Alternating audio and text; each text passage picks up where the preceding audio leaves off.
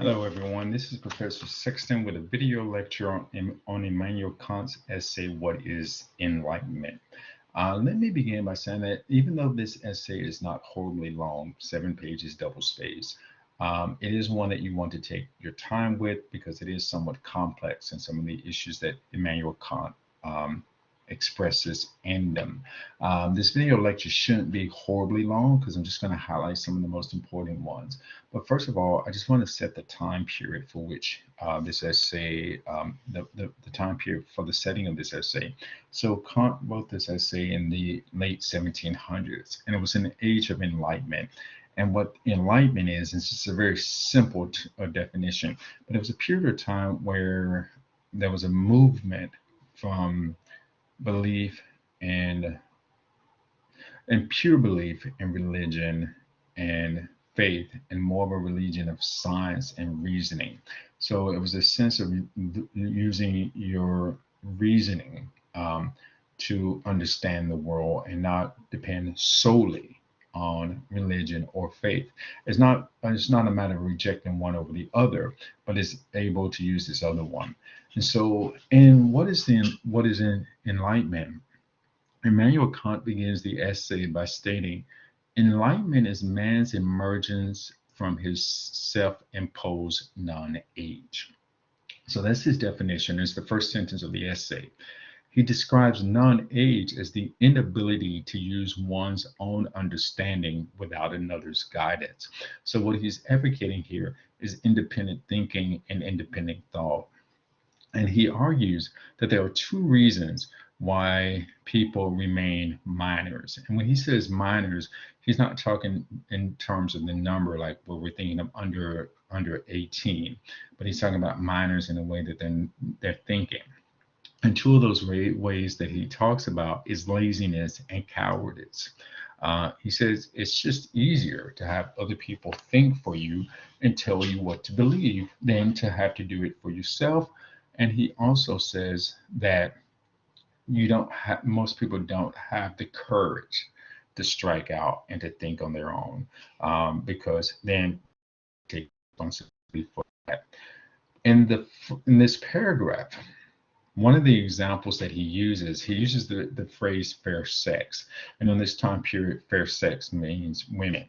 And so he looks at women as a group of people who have been convinced to stay in this period of non-age.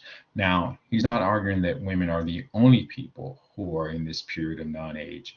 He's just using them as one of the examples to prove his point. So it's just one of them.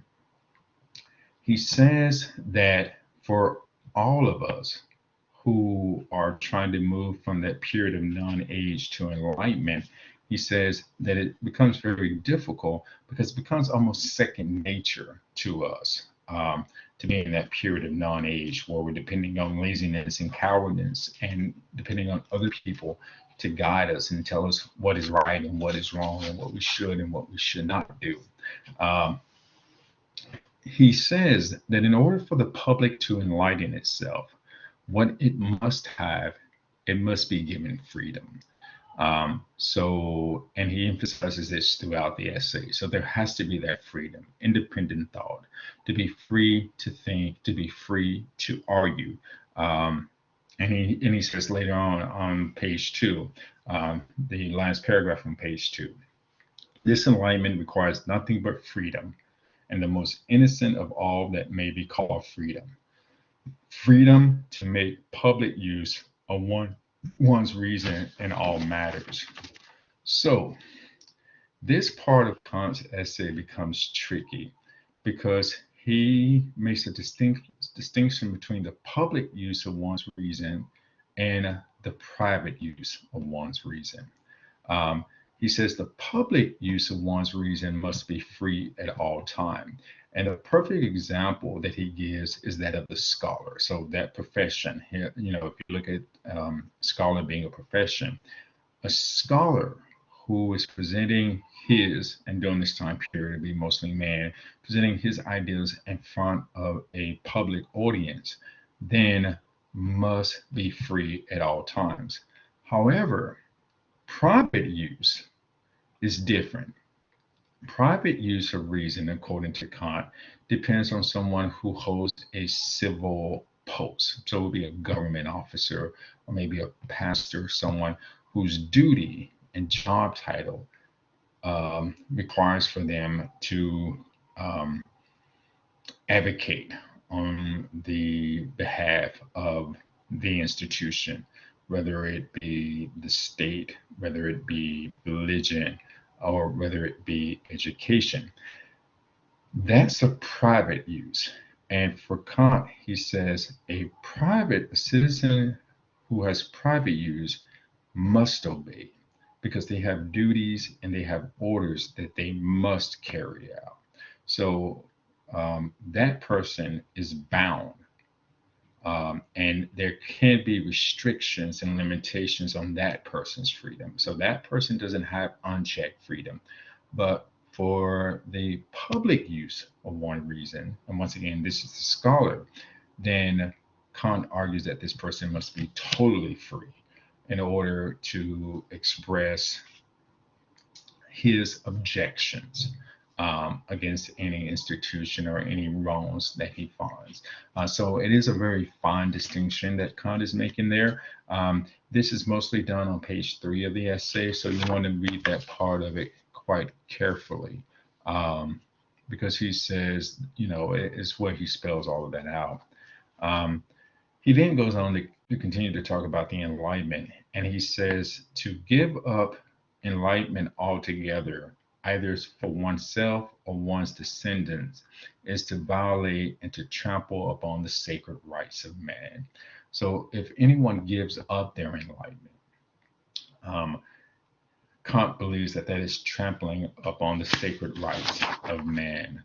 Um, and as he moves towards the end of the essay, he asks a question, and this part of the essay is kind of tricky too, and this is on page 6.